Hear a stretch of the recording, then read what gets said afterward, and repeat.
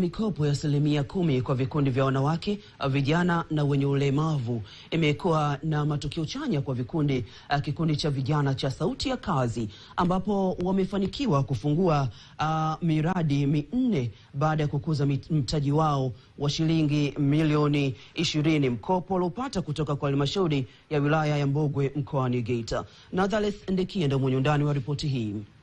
Idadi kubwa ya vijana wanajishughulisha na masuala ya uendeshaji wa pikipiki almaarufu maafisa usafirishaji, lakini vijana wa kikundi cha Sauti ya Kazi wao ni tofauti baada ya kupata mkopo kutoka halmashauri ya wilaya ya Mbogwe.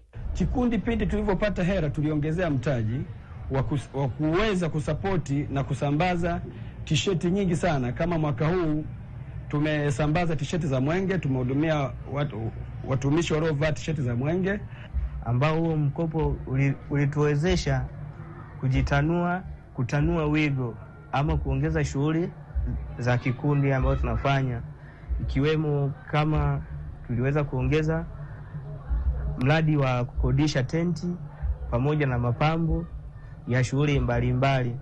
Pia tukaongeza na huduma ya chakula, yani catering service, mpaka sasa hivi tupo tunafanya.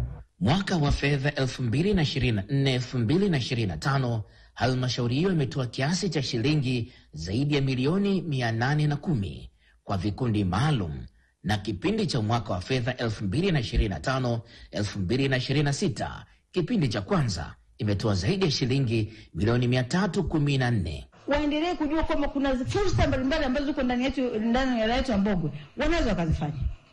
Wilaya ya Mbogwe tunazalisha maziwa, yani ng'ombe ni wengi, maziwa wanakunywa watu mpaka wanamwaga.